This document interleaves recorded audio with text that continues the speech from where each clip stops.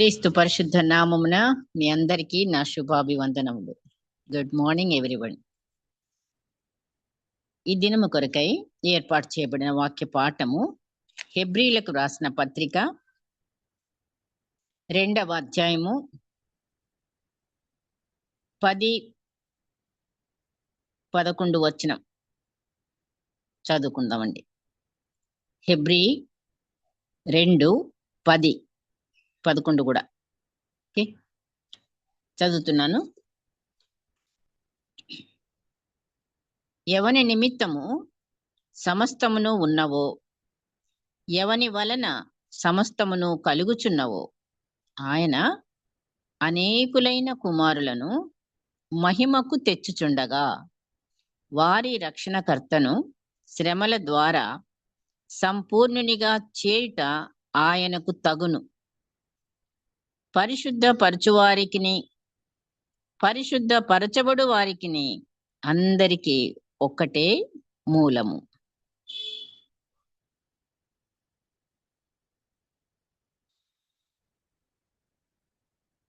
దేవుడు తన పరిశుద్ధ వాక్కులను మనందరి హృదయములలో ఫలింపచేయునుగాక.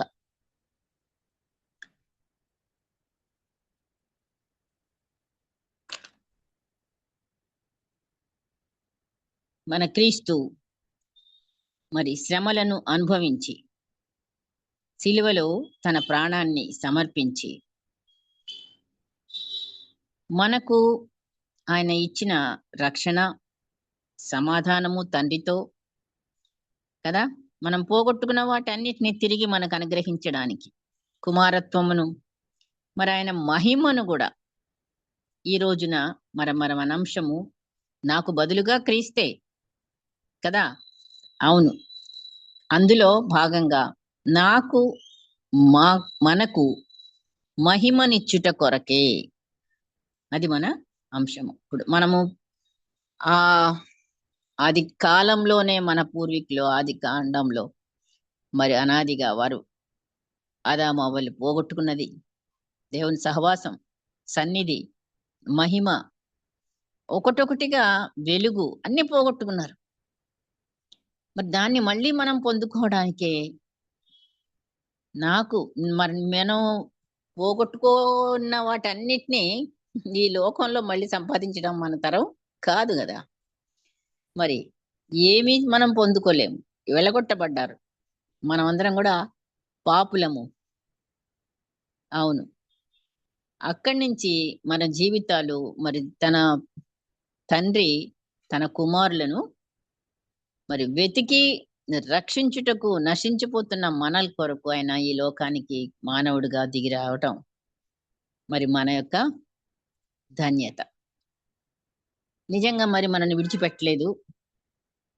ఆరాగని మరి తను ఒకడిగా మానవుడిగా మరి ఈ లోకంలోకి వచ్చినప్పుడు ఇక్కడ మనం చదివిన వాక్యంలో చూస్తే ఆయన అనేకులైన కుమారులను మహిమకు తెచ్చుచుండగా వారి రక్షణకర్తను, యేసయ్యను అన్నమాట, రక్షణకర్త ఆయనగా, శ్రమల ద్వారా సంపూర్ణునిగా చేయుట ఆయనకు తగును. సో సంపూర్ణులంగా కావాలి అంటే శ్రమల ద్వారానే.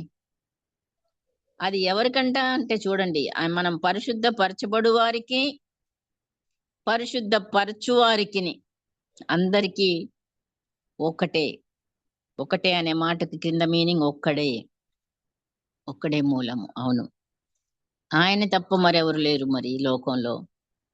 ఆయన పరిశుద్ధ పరచువాడు ఆయనే. మనం పరిశుద్ధపరచబడే వారంగా మరి మనకి అందరికీ కూడా ఒకటే మూలం అంటే శ్రమల ద్వారానే మరి మనము ఆ యొక్క పోగొట్టుకున్న వాటిని మరి పొందుకోవడం. ఎలాగా యేసయ్య శ్రమల ద్వారా అన్ని అన్నాడుగా, నేనేమై ఉన్నానో మీరు అదే వాళ్ళని. అవును, నేను మిమ్మల్ని ప్రేమించినట్లుగా మీరు ఒకరినొకరు ప్రేమించుకోవాలి. నేను వెలుగును, మీరు కూడా వెలుగై ఉండండి. నేను పరిశుద్ధుడను, మీరును పరిశుద్ధులే. అన్ని తన ఏమై ఉన్నాడో అది కూడా ఇప్పుడు ఆయన కుమారుడు మనకు ఇవ్వడానికి, మన కుమారత్వాన్ని ఇవ్వడానికి మరి ఆయన ఈ లోకానికి వచ్చాడు. పోగొట్టుకున్న కుమారత్వాన్ని తిరిగి మనం తండ్రితో అబ్బా తండ్రి అని పిలిచే యోగ్యతను మనం పొందుకోవడానికి యేసయ్య ఈ లోకానికి రావడం. అంతేనా, వచ్చి శ్రమలను అనుభవించి సిలువలో ప్రాణాన్ని సమర్పించి మనకి దేవుని కుమారత్వమును అనుగ్రహించుట చేత ఇప్పుడు మనం ఏమై ఉన్నాం? ఆయనకి సహోదరులము, సహోదరులము. అంత గొప్ప ఆధిక్యత మనం పొందుకున్నాము. యాక్చువల్ గా మన జీవితాన్ని మనం పరిశీలించుకుంటే ఒక్కసారి మానవుని యొక్క జీవితం దేంతో పోల్చబడింది బైబిల్లో నుంచే. మీకు తెలుసు కదా, చెప్తారు చెప్పమంటే.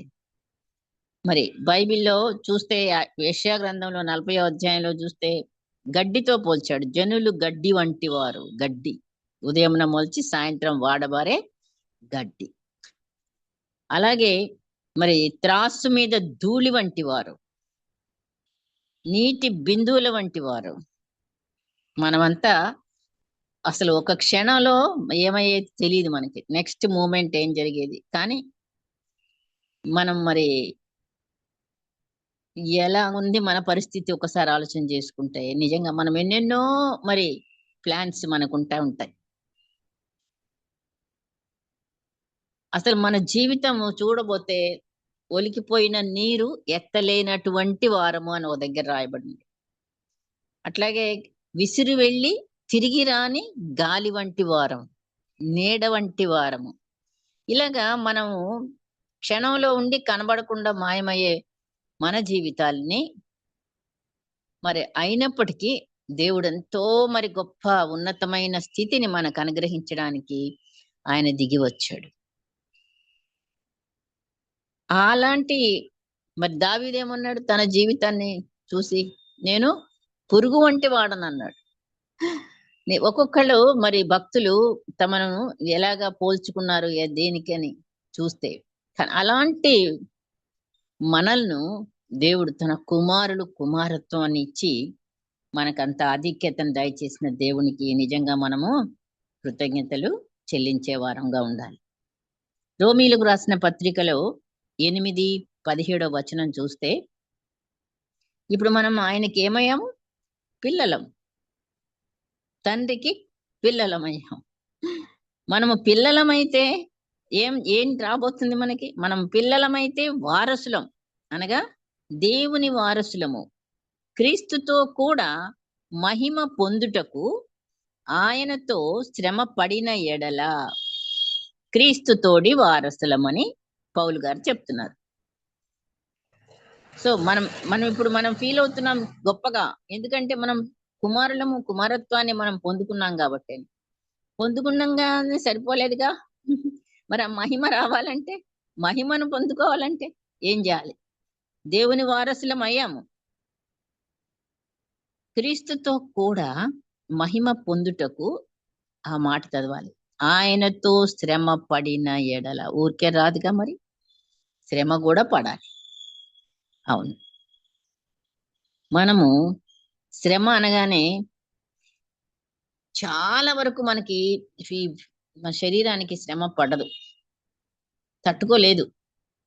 కొంచెం ఏదొచ్చినా మనం భరించలేని బాధలు మనకి కదా. ఇంట్లోనే ఉంటాము, ఫ్యాన్లు వేసుకొనే ఉంటాము, ఇంకా ఏసీలు వేసుకొనే ఉంటాము, అయినా ఎండలు భరించలేమని అంటాం కదా. నిజంగా మరి ఏ కాలానికి ఆ కాలం అని చెప్పుకోవాలండి. అన్ని కాలాలు కూడా మనకి చలి వస్తే చలి భరించలేము, ఎండ వస్తే ఎండ భరించలేము, మంచు వస్తే మంచు భరించలేము. ఇలాంటివన్నీ కూడా మన శరీరానికి భరించలేని తనంగా కనిపిస్తూ ఉంటాయి. కానీ యేసయ్య పడిన శ్రమ, దాన్ని మనం చూస్తున్నాము. ఇప్పుడు మనం ప్రతిరోజు ధ్యానించుకుంటున్నాము, ఆయన శిలువను ముందు పెట్టుకుంటున్నాము. మరి ఆయన ఎంత దీనత్వము కలిగి, ఎంత సాత్వికతతో నోరే తెరవకుండా ఆ శ్రమలను భరించడం అంటే, మనము మరి ఒక్కొక్క ఆయన గుణాలలో ఒక్క గుణాన్ని మరి మనం అలవర్చుకునే బిడ్డలంగా ఉండాలి. ప్రాక్టికల్ గా మరి ఓర్పు అనగానే మాటలతో అయిపోలే. మనం 4 రోజులు ఓర్చుకున్నామా, లేదా కొన్ని సంవత్సరాలు 2 సంవత్సరాలు ఓర్చుకున్నామా, ఇక నా చేత కాదు అనేస్తాం. అదే మనలో ఉన్న లోపం. కానీ మరి ఆ మహిమను చూడాలి. దేవుడు మనకి మహిమనివ్వబోతున్నాడు. కుమారత్వాన్ని ఇచ్చినప్పుడు కుమారుడు మహిమ పొందాలి. ఆయన మహిమతో, ఆయన పరలోకంలో తన మహిమను విడిచి ఈ లోకానికి వచ్చాడు మానవ స్వరూపంలో. మళ్ళీ తిరిగి ఆయన మహిమలోకి ప్రవేశించాలి. మనం కుమారులంగా కుమార్తెలంగా కూడా మరి మనను మహిమకి తెచ్చుచుండగా, మరి ఆయన మహిమను మనకి ఇవ్వబోతున్నప్పుడు మనం కూడా శ్రమ ఆయనతో కలిసి మనం శ్రమను అనుభవించాలి. అప్పుడే మనం క్రీస్తుతోటి వారసులము అని పౌలు గారు చెప్తున్నాడు. చిన్న శ్రమలు, కొంచెం బాగలేకపోతే, అనారోగ్యం వచ్చినా, లేకపోతే ఏదొక్క శ్రమ మనిషికి లేకుండా లేదుగా. అందుకనే ఆయన అన్నాడు కదా, ఎవరి సిలువను వారు మరి ఎత్తుకోవాలి. ఎత్తుకోవడం ఒకటే కాదు, నన్ను వెంబడించాలి అనుదినం కూడాను తగ్గింపుతో. అక్కడ మనము కొన్ని మిస్ చేసుకుంటాము. ఈ భారం అంతా మోస్తాం గాని విసుగుతో మోస్తుంటాం కొన్నిసార్లు కదా. అవును, విసుగు, తిట్టుకుంటానో లేకపోతే కసురుకుంటానో లేకపోతే తప్పదంటానో ఏదో రకంగా మనం మోసి తీరుతాం. కానీ అది సంతోషంగా మరి మనం మోస్తున్నామా? అక్కడే మనం ప్రశ్నించుకుంటా ఉండాలి. నిజంగా మనము అది సమ్మతితో మనం మోస్తున్నామా? ఆ సిలువను భారంగానే మోస్తున్నామా అనేది మనం చూసుకోవాలి. నిజంగా మరి యేసయ్య ఆయనతో శ్రమ పడిన ఎడల మనము మన పాత జీవితానికి, అనగా ఆదాము వారసత్వం మనకేమింది? పాప జీవితం కదా. పాప జీవితానికి ముగింపు ఎక్కడ? సిలువలో. అవును, మరి క్రీస్తులో ముగింపు. క్రీస్తు సిలువలో మనం కూడా సిలువ ఏమయ్యాం? వేయబడ్డాము, మృతి చెందిన వారంగా కూడా అయ్యాము. అయితే ఎఫెసీ పత్రిక 2:7 చూస్తే, క్రీస్తునందు మనలను ఆయనతో కూడా లేపి పరలోకమందు ఆయనతో కూడా కూర్చుండబెట్టెను. తప్పు ప్రింటా? కూర్చుండబెట్టును అని రాయాలి కదా అని మనం అనుకుంటే కాదుగా. ఆయన ఆల్రెడీ మనం ఏమయ్యాము? ఆయనతో పాటు క్రీస్తులో మనం సిలువ వేయబడ్డాం. ఎప్పుడైతే మనం ఆయనని అంగీకరించామో, ఆయనని విశ్వసించామో, మనం బాప్తిజం పొందామో, అక్కడే మనం ఏమయ్యాము? ఆయన సిలువలో ఏ రీతిగా అయితే చనిపోయి పాతిపెట్టబడి తిరిగి లేవనెత్తబడ్డాడో, మనం ఆ నీటి యొక్క బాప్తిస్మంలో ఆ సాదృశ్యంగానే మనం బాప్తిస్మం తీసుకున్నాం. ఏమని? మనం కూడా పాపాలకు, పాత జీవితానికి మృతి చెందాము, పాతిపెట్టబడ్డాము, తిరిగి మనం పునరుద్ధాన శక్తితో లేపబడ్డాము. నూతన వ్యక్తిగా మనము, నూతన శక్తితో. మరి ఇప్పుడు ఎక్కడుండాలి? మనం కూడా ఆ పరలోకంలో ఆయనతో కూడా సింహాసనం మీద కూర్చుండబెట్టెను. పునరుద్ధానం ద్వారా విమోచింపబడిన వారము, రక్షింపబడిన వారము, లోకాధికారము నుండి, సాతాను యొక్క పవర్ నుండి, మరి బానిసత్వం నుండి దేవుని యొక్క రాజ్య సంబంధులముగా, క్రీస్తుకు చెందిన వారముగా మనం ఉన్నాం. అదే గలతీ పత్రికలో కూడా చూడండి, మరి పౌలు గారు రాసే మాటలు. గలతీ పత్రిక 6వ అధ్యాయము 14వ వచనం. 6:14. అయితే మన ప్రభు అయిన యేసుక్రీస్తు సిలువ యందు తప్ప మరి దేని యందును అతిశయించుట నాకు దూరమవునుగాక అంటూ ఒక మాట రాస్తున్నాడు. దాని వలన నాకు లోకమునకు నేనును సిలువ వేయబడి ఉన్నాము.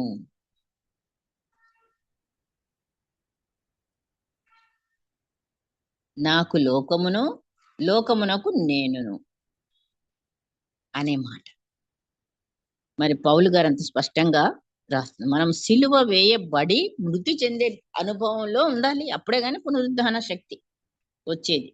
సిలువ మోస్తున్నాను మోసుకెళ్ళే అనే మాటలే మనకి ఎక్కువ. కానీ చనిపోతున్నాను సిలువలో అనే మాట అది మనకు రావాలి. చనిపోవాలి కూడా మన మాట. ఎంత అవమానంతోనో కృంగిపోవడమే కాదు, అవమానాల్లో ఇక తల ఎత్తుకోలేని పరిస్థితులు, అలాంటివి మనం కొన్ని ఫేస్ చేసినప్పుడు మనం చనిపోయినట్టు. సిలువ వేయబడి ఉన్నాను అంటున్నాడు. లోకానికి, మనం లోకంలో ఉన్నాము, కానీ లోకంనకు మనం ఏమవ్వాలి? సిలువ వేయబడి ఉండాలి. ఇంకా దానితో సంబంధం లేని వారంగా ఉండగలమా?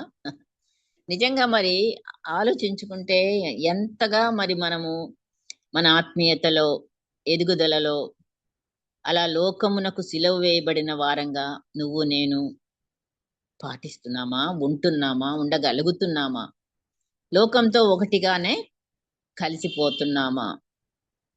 ఎందుకంటే లోకంలో ఉన్నాం కదా, మానవులం కదా, అందరు ఇలాగే కదా, నేను మాత్రం సపరేట్గా ఎలాగా?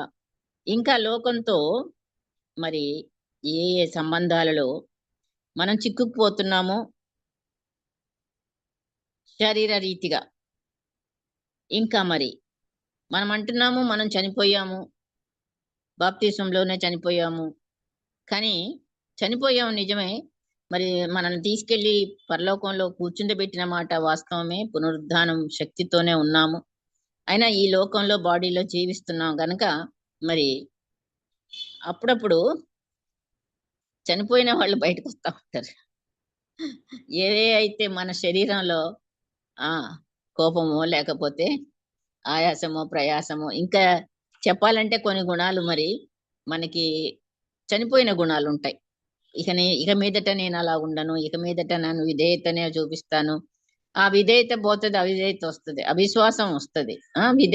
విశ్వాసం పోయి అవిశ్వాసం రావచ్చు కొన్నిసార్లు, అనుమానం రావచ్చు కొన్నిసార్లు, ఇంకా ఏదేదైనా ఓర్పు ఓర్పు అని ఓర్పు పోయి ఆ ఇక నా చేత కదనే మాట కూడా రావచ్చు.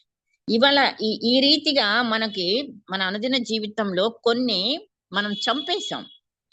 మాట వాస్తవమే. పాత జీవితంలో మనకున్న పాత గుణాలను, కోపము, ద్వేషము, అసూయ, పగ, ఇవన్నీ కూడా మనం తీసేసుకున్నాము అని అంటాము. చనిపోయినవి. మళ్ళీ చనిపోయిన వాళ్ళు లేసి వస్తారా అంటే మనలో వస్తున్నారు. మరి కొన్నిసార్లు ఈ అనుభవంలోకి వస్తున్నాం మనం అనేక సార్లు, కొన్నిసార్లు కాదు. మరి ఎందుకని అని ప్రశ్నించుకుంటే, మనం చచ్చిపోయిన వాళ్ళని లేచి రారు కదా, చచ్చిపోయారు, పాతిపెట్టబడ్డారు. కానీ మనలో ఆ గుణాలు పోయినాయి అనుకుంటాము, కానీ మళ్ళీ ఎక్కడి నుంచో మరి ఆ టైం వచ్చినప్పుడు అవి లేస్తాయి బతికి. అది ఎందుకని అవుతుంది అలాగా అనంటే, చిన్న ఉదాహరణ చూస్తే బీపీ పేషెంట్ ఉన్నారు, షుగర్ డయాబెటీస్ పేషెంట్ ఉన్నారు. వాళ్ళకి డాక్టర్ గారు ఏం అడ్వైస్ ఇస్తారు? లైఫ్ లాంగ్ టాబ్లెట్స్ ఉంటాయి. ఆ టాబ్లెట్స్ ని వాడుతూనే ఉండాలి ఎవ్రీడే. ఎప్పుడు చెక్ చేసుకున్నా బీపీ నార్మలే అనుకోండి. నా బీపీ నార్మల్గా ఇప్పుడు 6 నెలల నుంచి బీపీ నార్మల్ ఉంటుంది, ఇంకెందుకు బీపీ టాబ్లెట్, అనవసరం, వేస్ట్ కదా అనేసి కనుక పక్కన పెడితే ఏమవుద్ది? బీపీ రైజ్ అవుతుంది. ద సేమ్ థింగ్ షుగర్ కూడా. మరి షుగర్ కూడా అంతే, కంట్రోల్ లేకుండా టాబ్లెట్స్ వేసుకుంటానే ఉన్నాను బాగానే ఉంది, ఇప్పుడు అన్ని షుగర్ నార్మలే వస్తుంది ఎన్నిసార్లు చెక్ చేసినా, కాబట్టి ఇంకా షుగర్ టాబ్లెట్ అనవసరం అనుకుంటారా? డాక్టర్ ఎందుకు చెప్తున్నాడు జీవితాంతం వేసుకోమని? ఇవన్నీ మనకు పాఠాలే. జీవితాంతం సిలువ మొయ్యాలా, ప్రతిరోజు నువ్వు సిలువలో చావాలి, ప్రతిరోజు నువ్వు లేపబడాలి. సో ఆ అనుభవము ప్రతిరోజు ఉండాలి, 40 డేసే కాదు. మరి 40 డేస్ లోనే ఎక్కువ మనం భక్తి చూపించి, ఎక్కువ మనం ఆ గుణాలను పాటించి, నెక్స్ట్ ఇక ఈస్టర్ అయిపోయిన వెంటనే మళ్ళీ మామూలు అయిపోతామా? ఇగో అట్లాగే అవుతుంది మరి. అందుకే మరి ప్రతిరోజు సిలువ పెట్టింది ఎందుకంటే, అనుదినము సిలువను మనం ఎత్తుకోవాలి, అనుదినము మనం ఆయనని వెంబడించాలి, అనుదినము మనల్ని నేను తగ్గించుకోవాలి, అనుదినము నేను మరి వాక్యం చదవాలి, అనుదినము ప్రార్థన ఉండాలి, అనుదినము అన్ని ఉండాలి. మరి అది కనుక లోపిస్తే ఏం జరుగుద్ది? ఇదిగో మరి ఎలాగైతే మాత్రం మానేస్తే మళ్ళీ బీపీ ఎలా వస్తుందో, లేదా షుగర్ ఎలా రైజ్ అవుతుందో, సేమ్ థింగ్ మనలో పొడచూపే కొన్ని గుణాలు ఉంటాయి. కోపం రావచ్చు, పగ రావచ్చు, ద్వేషం రావచ్చు, ఇంకా అనేక మరి లోక రీతిగా ఆశలు రావచ్చు. అవే మరి. అందుకని మనము అనుదిన సిలువను దేవుడు మనకి లోకమునకే వేయమంటున్నాడు సిలువను. నాకు లోకమును నేనును సిలువ వేయబడి ఉన్నాము. ఎంత మంచి మాట అది.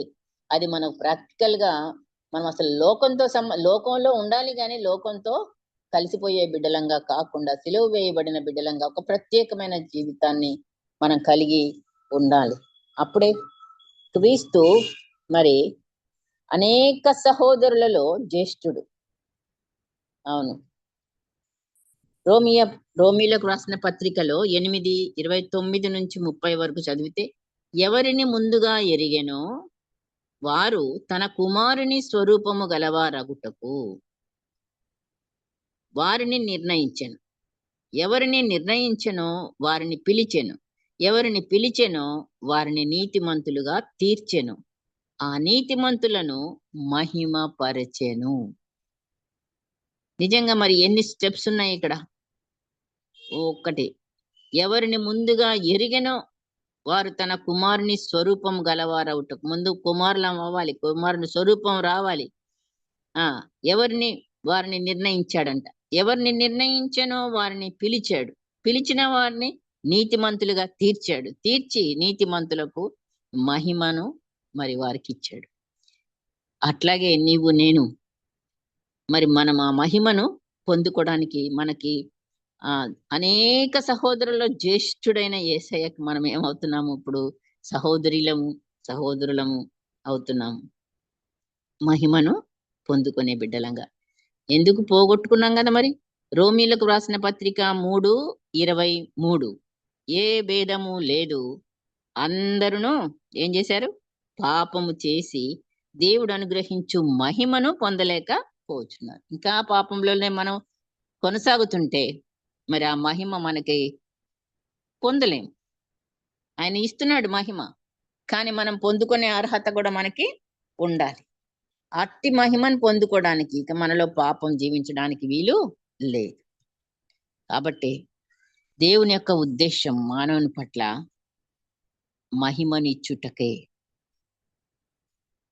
తప్పిపోయిన కుమారుడు కథ తెలుసు మనకు బాగా. లూకా సువార్త 15వ అధ్యాయం అంతట్లో 3 అంశాలు చూపిస్తా ఉంటారు కదా అక్కడ మనకి. తప్పిపోయిన కుమారుడు ఒకటి. తప్పిపోయిన కుమారుని గురించి ఆలోచిస్తాం ఎక్కువగా.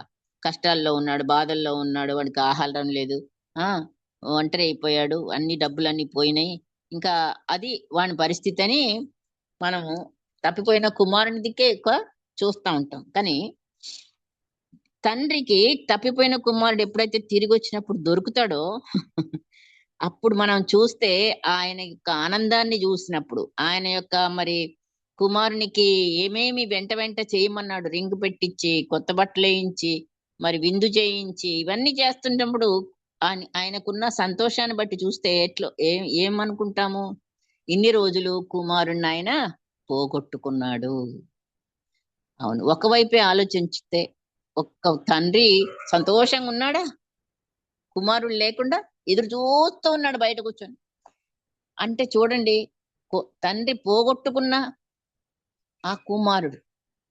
మనం కూడా అలాగే దేవుని సన్నిధి నుంచి పోగొట్టుకున్న బిడ్డలంగా ఉన్నాం కాబట్టి మన కొరకు ప్లాన్లు వేసి ప్రవక్తల్ని పంపి బాగు చేయాలనుకొని, ఇంకా ఇశ్రాయేల్ ప్రజల్ని ఏర్పరచుకొని ఆయన్ని కనపరుచుకోవాలని, తిరిగి వాళ్ళు నా దగ్గరికి రావాలని ఎన్ని చేసినా మనకు చేతగాలే. ఎన్ని ఆజ్ఞలు ఇచ్చినా, ఎంత ధర్మశాస్త్రం ఇచ్చినా, ఎన్ని అద్భుతాలు చేసినా మానవులమైన మనము తిరిగి ఆయన దగ్గరికి పోవడానికి మనకి చేతగాలేదు. ఒక్క యేసయ్య తిరిగి రావాల్సి వచ్చింది భూమి మీదకి. ఆయనే సిలువ మొయ్యాల్సి వచ్చింది, ఆయనే మరణించాల్సి వచ్చింది. ఆయన బలి తన రక్తాన్ని ఇచ్చి మనందరినీ కూడా మరి ఆయన కుమారత్వాన్ని మనకు అనుగ్రహించి ఆ మహిమను అంటే ఎలాగ వెతుకుతున్నాడు ఆ తండ్రి పరలోకం నుంచి. నిజంగా మరి వాక్యము మరి ఆయన నశించిపోతున్న వారిని వెతికి రక్షించుట. మనం దొరకం సాధారణంగా. ఆయన వెతుకుతున్నాడు. వెతికి ఎన్నో సంవత్సరాలకు గానే మనం దొరికాం. ఒక్కొక్కళ్ళు ఎప్పుడెప్పుడు మారు మనసు పొందారో అదిగో అప్పుడు దొరికామన్నమాట. అప్పటిదాకా మనం తిరుగుతున్నాం. అది సంగతి. కాబట్టి మన దేవుడు ఉద్దేశం ఏంటో మనం మహింపరచుకోవాలి అని. మహిమతో నింపాలి అని. ఆ పోగొట్టుకున్న తండ్రికి దొరకగానే విందులు, నూతన వస్త్రాలు, ఎంతో హ్యాపీ పండుగ చేసేసేసాడు. అలాగే గొర్రె తప్పిపోయిందని కూడా రాయబడింది కదా. అవును, 100 గొర్రెలు ఉంటే కూడా అవన్నీ వదిలిపెట్టి ఆ ఒక్క గొర్రె కోసం ఆయన కాపరి కాపరికి ఏమి గొర్రె పోయింది, గొర్రె పోయింది అంటే పోగొట్టుకున్నవాడు కాపరి. ఆ కాపరి మరి వెతికి వెతికి వెతికి ఆ గొర్రెని దొరికించుకున్నాడు, సంతోషపడ్డాడు. అలాగే నాణ్యం పోయిన స్త్రీని కూడా మనం చూస్తాం అక్కడే. ఆ ఇంటిని ఏం చేసిందామే, దీపం వెలిగించింది, ఊడ్చింది ఊడ్చింది ఊడ్చింది, దొరికేదాకా ఊడ్చిందండి బాబు. సో పోతే పోయిందిలే, ఇంకా నాకు ఇన్ని ఉన్నాయి కదా అని అనుకుందా, లేదు, పోయిన దాని కొరకు అంతగా వెతికి దొరికినాక మళ్ళీ ఫ్రెండ్స్ ని పిలిచి హ్యాపీగా చెప్పి పోగొట్టుకున్న వాటిని దొరకడం, అది మరి దేవుడు కూడా అంత ఆనందం. మరొక్క పాపి రక్షించబడితే పరలోకంలో దూతలతో సహా అందరూ ఆనందపడతారు అని మాట. మరి నన్ను నిన్ను బట్టి మరి పరలోకంలో ఆ మహిమతో ఎగైన్ ఆయన నింపడానికి, మనం ఖాళీగా పోవడానికి కాదు, మరి మహిమతో నింపబడి పోవాలి. అప్పుడే మనకి ఎంట్రన్స్. నిన్ను నన్ను నశించిపోయిన మనల్ని ఆయన దిగి వచ్చి మనల్ని రక్షించి అనేక సహోదరులను రాయబడింది కదా. 8వ అధ్యాయం 29వ వచనం చూస్తే రోమియోలకు రాసిన పత్రికలో అనేక సహోదరులు. అలాగే ఇప్పుడు మనం చదువుకున్న వాక్యం 2:10 హెబ్రీ పత్రికలో కూడా మరి ఇక్కడ అనేకులైన కుమారులు, అనేకులు, అందరినీ కూడా అనేకంగా మరి ఆయన మహిమకు తెచ్చుచున్నాడు అన్నట్టు సంబోధన చూస్తున్నాం అక్కడ. తండ్రి అయిన దేవునికి కుమారులం కుమార్తెలంగా మనము ఆధిక్యతను పొందిన బిడ్డలం. యేసయ్యకి ఏమయ్యాం ఇప్పుడు మరి, సహోదరులము సహోదరులమయ్యాం. నీతిమంతులంగా మనల్ని ఆయన చేసి మరిగా పరలోకమును మహిమ గల కుమారులతో నింపాలన్నది ఆయన ఉద్దేశం. యోహాను సువార్త చూస్తే 12వ అధ్యాయము 20 నుండి 32 వరకు వ్రాయబడిన దేవుని వాక్యములలో ఉన్న భాగాన్ని గమనిస్తే ఆ వాక్యంలో ఏముంది, యేసయ్యను చూడాలని వచ్చిన గ్రీసు దేశస్థులట వచ్చారు. శిష్యుడైన ఫిలిప్పుతో అడిగారు, మేము యేసయ్యను చూడాలని వచ్చామని. అతను పోయి ఆంధ్రయ్యకి చెప్పాడు, యేసయ్యకి ఎలాగో వార్త అందింది.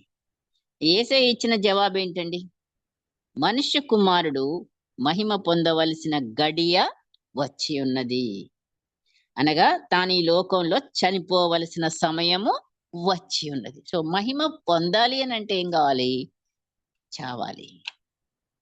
అవునండి, మనం కూడా మహిమ ఆ లోకంలో ప్రవేశించాలి అని అంటే ఈ ఫిజికల్ డెత్ కాదు, బతికుండగానే మరి మనము అనుదినము సిలువలో మనం చనిపోతూ ఆ మహిమను మనం పొందే బిడ్డలంగా, మనము తండ్రిని మహిమపరిచే బిడ్డలంగా.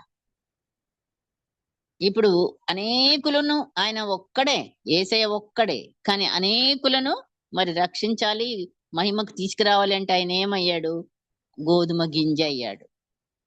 అక్కడ ఉదాహరణ చెప్తాడు కూడా కదా, మీరు చదివితే తర్వాత అయినా యోహాను సువార్త 12:20 నుండి 32 వరకు చదివితే, గోధుమ గింజ ఏమైంది, భూమిలో పడి చావకుండిన ఎడల అది ఒంటిగానే ఉండును, అది చచ్చిన ఎడల విస్తారముగా ఫలించును.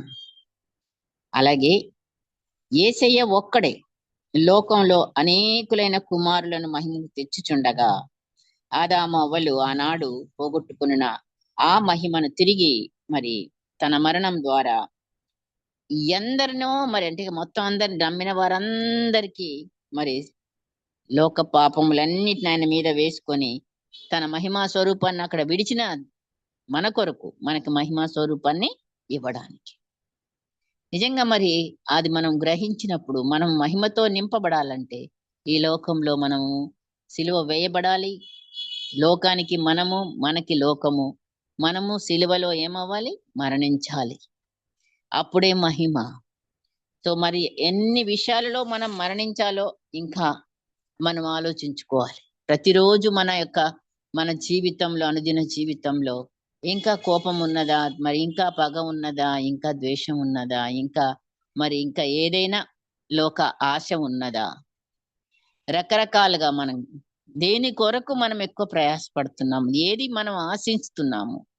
పరలోక మహిమను ఆశిస్తున్నామా? ఆయన ఇవ్వడానికి మనల్ని శ్రమల ద్వారానే శుద్ధీకరించి సంపూర్ణులుగా చేసి మహిమకు నడిపించడానికి ఆయన ఉద్దేశమై ఉన్నది. కనుకనే మరి మనము ఆ యొక్క దేవుని ప్రణాళికలో ఉన్నాము. మనం రక్షించబడ్డాము. మనము మహిమలోకి ప్రవేశించుతున్నాము మరి ఆయన యొక్క సిలువలో, మన ధ్యానములలో. కాబట్టి మరి ఈ యొక్క వాక్యం ద్వారా మరొకసారి మనం జ్ఞాపకం చేయబడుతున్నాము. ఆయనతో శ్రమ పడిన ఎడల క్రీస్తు తోడి వారసులమవుతాము.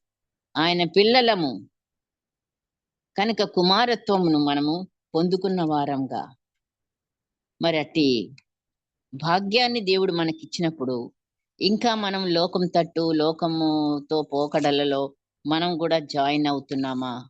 వాటన్నిటినీ కూడా మరి మనం విడిచి మనం చచ్చిన వారంగా మరి ఈ లోకంలో మనము ఆయన ఆయనతో జీవించాలి. ఆయనతో మరణించటం, ఆయనతో శ్రమ పడటం, ఆయనతో మరి పునరుద్ధానం అవడం, ఆయనతోనే మరి వాక్యంతోనే మన జీవితం, ప్రార్థనతోనే మన జీవితం, వెలుగులోనే మన జీవితం, సమాధానంలోనే మన జీవితం. ఇలాగ మనము ప్రభుతో నిత్యము సహవాసంలో మరి అనుదినము గడుపుతూ మనం అట్టి మహిమను పొందుకుంటూను ఆయనను మహిమ పరుస్తూ ఈ లోకంలో జీవించడానికి పరిశుద్ధాత్మ శక్తి మనకి లేకుండా ఈ కార్యం మనం చేయలేం. కనుకనే పరిశుద్ధాత్మనికి నిత్యము మనము ఆయనకి మనల్ని మనం సమర్పించుకుంటూ శక్తిని పొందుకుంటూ ఈ లోకంలో మనము సిలువ వేయబడిన వారంగా లోకానికి మనకి లోకాన్ని సిలువ వేసుకుంటూ మరి అట్టి అనుభవంలో మనం వెళ్ళడానికి పరిశుద్ధాత్మ దేవుడు మనకి సహాయము చేయును గాక. ప్రార్థన. పరిశుద్ధాత్మ దేవానికి వందనాలు, స్తోత్రాలు చెల్లిస్తున్నాం తండ్రి. ప్రభా, ఉదయ కాలంలో మీరు మాతోను ప్రభా మీరు మాట్లాడిన మాటలను బట్టి వందనాలు చెల్లిస్తూ, అయా నాకు మహిమను మీరు ఇచ్చుట కొరకే ఈ లోకంలో మానవుడిగా జన్మించి శిలువ మరణము పొంది పునరుద్ధానుడవై తండ్రి మమ్ములను తిరిగి నీ రాజ్యంలో నీ వారసులముగా ప్రవేశించుటకు మరి మమ్మల్ని మహిమతో నింపుతున్నందుకై నీకు వందనాలు, స్తోత్రాలు చెల్లిస్తూ చేరి ఉన్న బిడ్డలందరినీ నన్ను మమ్ములను మీ ఆశీర్వాదమునకు అప్పగించుకుంటూ యేసు పరిశుద్ధ నామమును అడిగి వేడుకొంచున్నాము తండ్రి. ఆమెన్.